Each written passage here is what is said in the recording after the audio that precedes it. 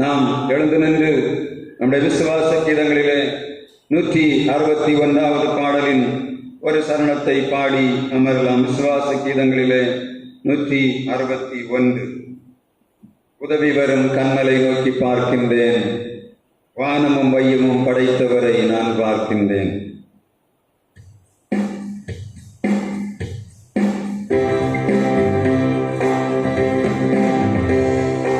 உதவி வரும் கண்மலை நோக்கி பார்க்கின்றேன், வானமும் வையமும் படைத்தவரை நான் பார்க்கின்றேன்.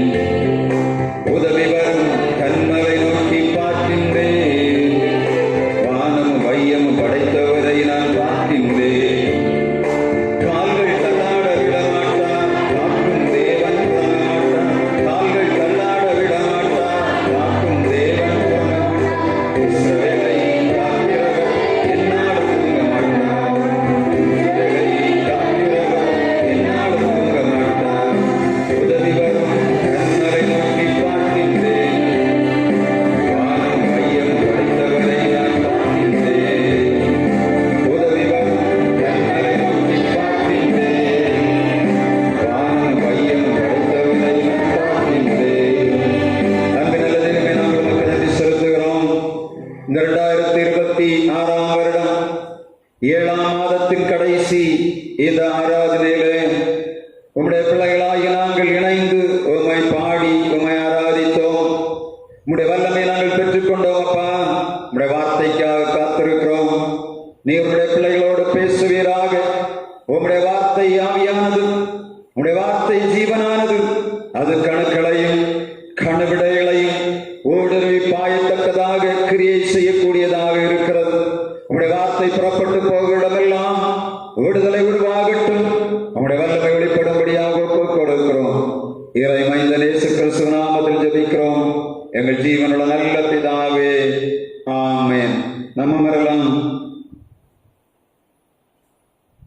நம்முடைய பிதாவாகிய தேவனாலும் குமாரனாய் இயேசு கிறிஸ்துவினாலும் பரிசுத்த ஆவியினாலும் உங்களுக்கு கிருபையும் சமாதானமும் உண்டாவதாக. அப்போஸ்தலர் நடபடிகள் என்று சொல்லுவது ஆண்டவருடைய சுவிசேஷத்தின் முதல் அப்போஸ்தல பணி. இவைகளிலே பேதுரு, யோவான், யாக்கோபு, பிலிப்பு, ஸ்தேவான், காயு, தீமோத்தேயு, பவுல், சீலா இவர்கள் பயன்படுத்தப்பட்டார்கள். தேவைக்கு தகுந்தபடி ஆண்டவர் ஒவ்வொரு சீடர்களையும் பயன்படுத்தினதை இதுவரையிலும் நாம் பார்த்து வந்தோம்.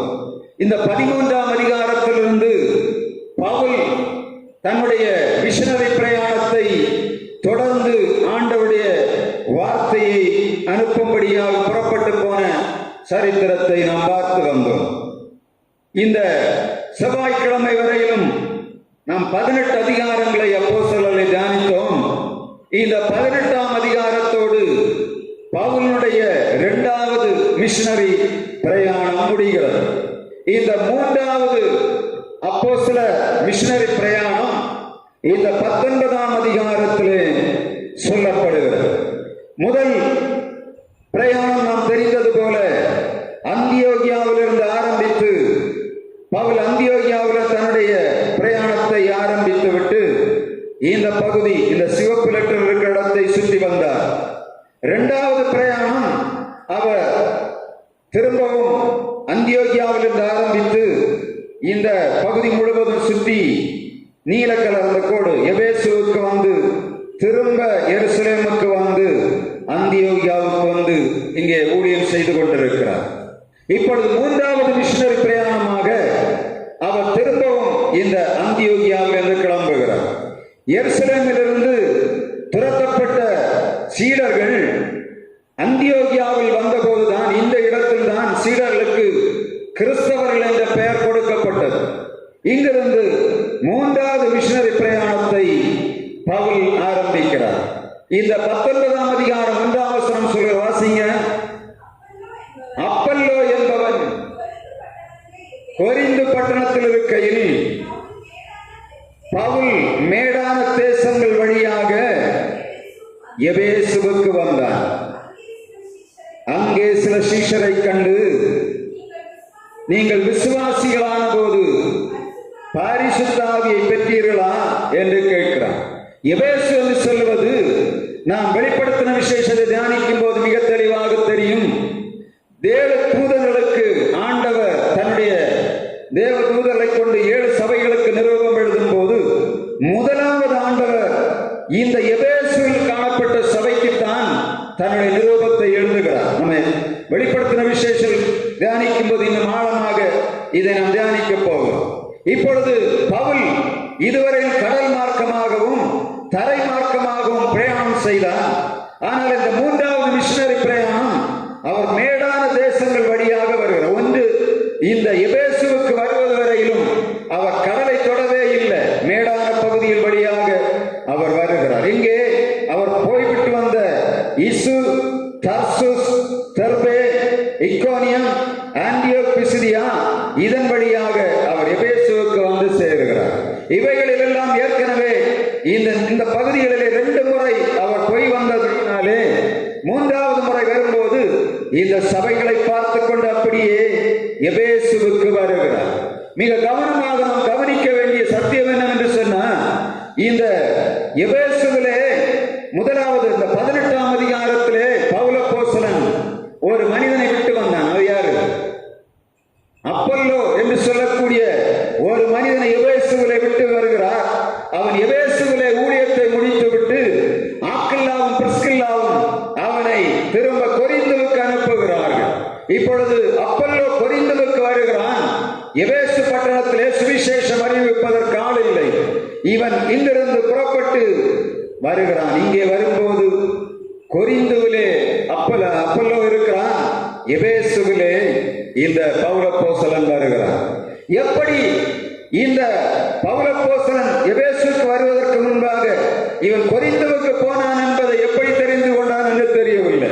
மிக கவனமாக கவனிக்க வேண்டியது என்னன்னு சொன்னால், இன்றைக்கு இருக்கிறது போல எந்த விதமான நவீன உபகரணங்களும் இல்லாத காலங்களிலே ஆண்டவர் தேவதூதர்களை கொண்டோ ஆண்டவர் தரிசனத்தின் மூலமாகவோ தான் தம்முடைய பிள்ளைகளை நடத்தினதை நாம் பார்க்க முடியும். என்னுடைய சிறுவயதிலே நான் ஒரு தேவமனிதனுடைய செய்தியை கேட்டேன். ஒரு ஆண்டவருடைய ஊழியத்துக்கு அழைக்கப்பட்ட போது முதலாவதாக ஒரு பட்டணத்திலே வருகிறார்.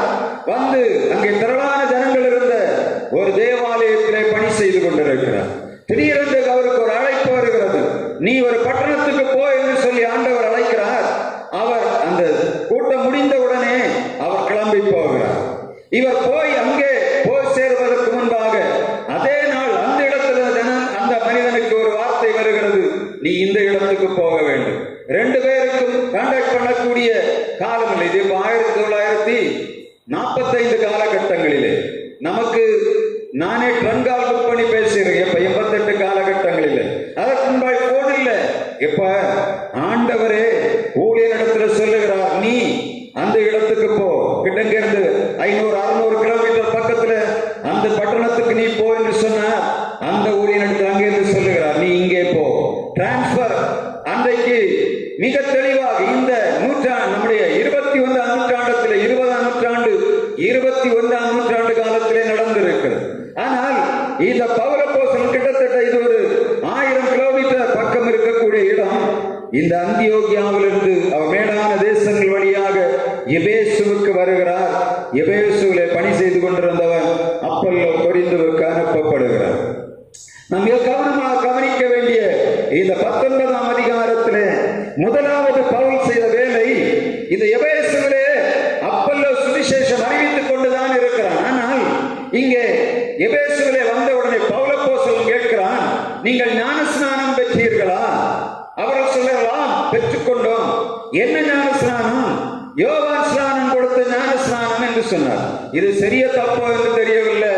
பவுல் அப்போஸ்தலன் திரும்ப சொல்லுகிறான், இயேசு நாமத்திலே ஞானஸ்நானம், திரும்பவும் ஞானஸ்நானம் எடுக்கிறார்கள்.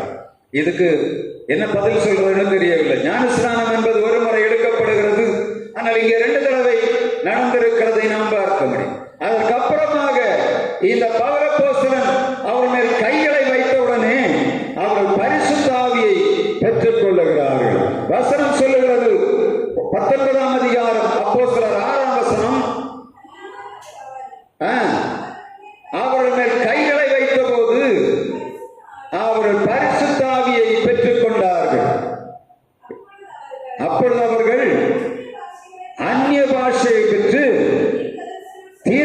தரிசனம் சொன்னார்கள். அந்நிய பாஷை, தீர்க்க தரிசனம் ரெண்டும் ஆதி அப்போஸ்தல சபையில எங்க நடந்தது? முதலாவது மேல் வீட்டறையிலே பெந்தேகோஸ்தே நாளன்று பரிசுத்த ஆவி வந்தபோது சீடர்கள் பல பாஷைகளிலே, மறு பாஷைகளிலே பேசினார்கள். இதே சம்பவம் அந்த மேல் வீட்டறையில இருக்காத பவுலின் மூலமாக இந்த எபேசு பட்டணத்திலே நடைபெறுகிறதை நாம் காண முடியும். பரிசுத்த ஆவி என்று சொல்லுவது எல்லாருக்கும் பொதுவானது என்பதை நிரூபிக்கும்படியாக யூதர்கள் அந்த இடத்திலே கூடியிருந்த இடத்திலே, இயேசுவின் சீடர்கள் கூடியிருந்த இடத்திலே பெற்றுக்கொண்ட அதே பரிசுத்த ஆவி இந்த எபேசு பட்டணத்திற்கு போக வேண்டியதாக இருந்தது. ஏனென்று சொன்ன எபேசுல மிகப்பெரிய காரியம் ஒன்று இந்த 19ஆம் அதிகாரம் கடைசியிலே சொல்லப்படுகிறது. ஆண்டவர் முதலாவது செய்த வேலை என்ன? இந்த தேசத்திலே எபேசு பட்டணத்திலே ஒரு பெரிய அதிசயத்தை செய்யும் என்பதாக அந்த இடத்தை பரிசுத்த ஆவியினாலே நிரப்ப சுத்தமுள்ளவராக இருந்தார். பரிசுத்த ஆவி இல்லாமல் ஒருவனாலும் ஒன்றுமே செய்ய முடியாது. பரிசுத்த ஆவி இருந்தால் மாத்திரம்தான் ஒரு மனிதன் ஆண்டவருடைய வார்த்தை விதைக்க முடியும். பரிசுத்த ஆவி இருந்தால் மாத்திரம்தான் ஒரு மனிதன் சோதனைகளை மேற்கொள்ள முடியும். பரிசுத்த ஆவி இருந்தால் மாத்திரம்தான் ஒரு மனிதனுக்கு ஆண்டவருக்கு சாட்சியாக நிற்கக்கூடிய பலன் உண்டாகும். அதைத்தான் அப்போஸ்தலர் 1ஆம் அதிகாரம் 8ஆம் வசனம் மிக தெளிவாக சொல்லுகிறது. நீங்கள் பரிசுத்த ஆவியை பெற்றுக் கொள்ளும் போது எருசலேமிலும் யூதேயாவிலும் பலன் கொண்டு, எருசலேமிலும் யூதேயாவிலும் சமாரியாவிலும் பூமியின் கடைசி வரையிலும் எனக்கு சாட்சிகளாயிருப்பீர்கள் என்று சொன்னார். இயேசு உயிர்த்தெழுதலுக்கு சாட்சி பகர வேண்டும் என்று சொன்னால் ஒரு மனிதன் பரிசுத்த ஆவியை பெற்றுக் கொள்ள வேண்டும். இந்த காலகட்டங்களிலே எல்லாரும் இந்த ஞானஸ்நானத்தை பெற்றுக் கொள்ளுகிறார்கள். ஆனால் பரிசுத்த ஆவியை பெற்றுக் கொள்ளுகிறார்களா என்பதுதான் கேள்விக்குறி. யாரெல்லாம் ஆண்டவருடைய வார்த்தைக்கு கீழ்ப்படிந்து ஞானஸ்நானத்துக்கு கீழ்ப்படுகிறார்களோ அவர் பரிசுத்த ஆவியை பெற்றுக் கொள்ள வேண்டும் என்று சொல்லி மிக தெளிவாக வேதம் அப்போஸ்தலர் நடபடிகளிலே எழுதுகிறது. கூடியிருந்த மேல் வீட்டறையில கூடியிருந்த இந்த அப்போஸ்தலருக்கு மாத்திரமல்ல, எபேசுவிலே விக்கிரக ஆராதனை நிறைந்த ஒரு தேசத்திலே அங்கேயும் பரிசுத்த ஆவி தேவையுள்ளதாக காணப்பட்டது. இந்த எபேசுடைய காரியத்தை நான் பின்பாக சொல்ல போகிறேன். இப்பொழுது பவுலின் மூலமாக அந்த இடத்திலே பரிசுத்த ஆவி கிடைக்கிறது. அதுக்கு அடுத்து நீங்க பார்த்தீங்கன்னா பவுலின் மூலமாக ஏராளமான அதிசயங்கள் அந்த எபேசு பட்டணத்திலே செய்யப்படுகிறது. அப்போஸ்தலர் 19ஆம் அதிகாரம் 12ஆம் வசனம் 13ஆம் வசனத்தில் பார்த்தீங்கன்னா 12ஆம் வசனம், அவனுடைய சரீரத்தில் உள்ள ஊர்மால்களையும் கச்சைகளையும் கொண்டு வந்து வியாதியஸ்தர்கள் மேல் வைத்தார்கள். அவர்களை விட்டு நீங்கி போயிற்று. அநேக பிசாசு பிடித்தவர்களும் விடுதலையானார்கள். பவுலுடைய சரீரத்திலே போடப்பட்ட அங்கி, மேலங்கி, ஒருமால் இவைகளை எடுத்துக்கொண்டு போய் நோயாளிகளின் மேல் போட்டார்கள். நோயாளிகள் விடுதலை பெற்றார்கள். ஆண்டவருடைய வல்லமை இந்த எபேசு பட்டணத்திலும் பவுலின் மூலமாக வெளிப்பட்டது. ஆனால் நடந்தது என்ன? 13ஆம் வசனம், தேசாந்திரிகளாய் தெரிகிற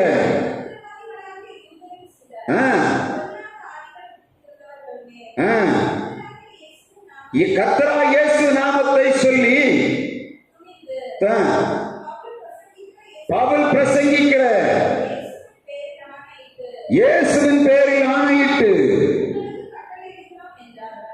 பிசாசுகளுக்கு யார் கட்டளையிடுகிறது? தேசாந்திரிகளாய் தெரிகிற மந்திரவாதிகள் சிலர் இந்த இயேசு என்ற நாமத்தை சொல்லுகிறார்கள். எப்படி சொல்லுகிறார்கள்? பவுல் சொல்லுகிற இயேசு நாமத்தினாலே பிசாசுகளை துரத்தினார்கள். நடந்தது என்ன தெரியுமா? அதுக்கு அடுத்த வசனம் வாசிங்க. ஸ்கேவா என்னும்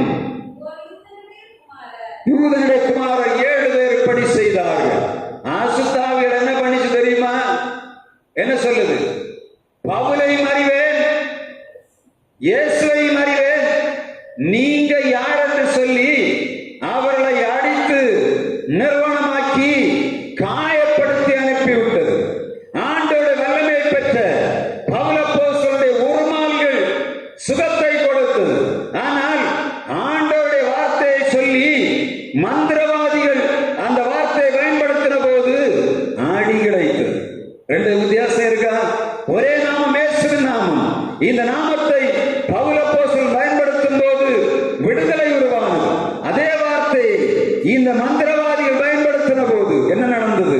நாடி கிடைத்தது. எப்படி இந்த காலகட்டங்களிலும் அப்படித்தான் நடந்து கொண்டிருக்கிறது. அநேகர் இயேசு நாமத்தை சொல்லுகிறார்கள், தங்கள் சுயத்தை நிறைவேற்றும்படியாக சொல்லுகிறார்கள். நான் போற இடத்துல எல்லாம் ஒரு சகோதரர் அடிக்கடி என்னை பார்த்து சொல்லுவார், நீர் இதை விட்டு ஓடிவிட்டு எங்கேயாவது போய் ஒரு கொட்டெடுத்து அடிச்சு நீர் எல்லாரும் யாருக்காவது சுவிசேஷம். ஏன்னா சொன்னேன், எல்லா இடமும் அடிச்சுட்டு வந்தாச்சு. காரணம் என்ன? அவர் நினைக்கிறது என்னன்னா, எனக்கு நான் இருக்கிற சூழ்நிலை பார்க்கிறேன், கஷ்டப்படுகிறதை அவர் பார்க்கிறார். அவர் சொல்றாரு, நீர் ஏன் இவங்களுக்கு பின்னாடி கிடக்குறது? உமக்கு அந்த தாளத்தை எடுத்து நீர் ஒரு இடத்தை எடுத்து ஒரு கொட்டை அடிச்சு அதில் உட்கார்ந்து பாட்டு பாடி 5-6 பேர் வருது. நான் உடனே கேட்டேன், எதுக்குன்னு கேட்டேன். எனக்கு சாப்பாடு போடுவதற்கு, எனக்கு வயறு நிரப்புவதற்கு நிறைய வேலை உண்டு. ஆனால் அதுவல்ல ஆண்டோட அழைப்பு என்பது சாப்பாட்டுக்கானதல்ல, அது நம்முடைய தனிமனித தேவையை பூர்த்தி செய்வதல்ல. ஆண்டோட ஊழியம் என்பது அவருடைய வார்த்தையை அறிவிப்பது, அவருடைய வல்லமையை அறிவிப்பது, அவருடைய விடுதலை அறிவிப்பது. ஜனங்கள் விடுதலை வரும்போது தேவராஜ்யம் மகிமைப்படும். நான் ஒரு நேரம் சாப்பிட வேண்டி கொட்டடிச்சு கிடந்தேன்னா அதுல என்ன இருக்கு? சுயத்தை நிறைவேற்றுவதா, ஆண்டவருடைய திட்டத்தை நிறைவேற்றுவதா? போராட்டம் அவர் எல்லாம் பார்க்கிறார். இவ்வளவு போராட வேண்டுமா? நீர் ஏன் போராடி கொண்டு கிடக்கு? அதுவல்ல, எனக்கு ஒரு தெளிவு உண்டு. இதுவல்ல ஊழியம்.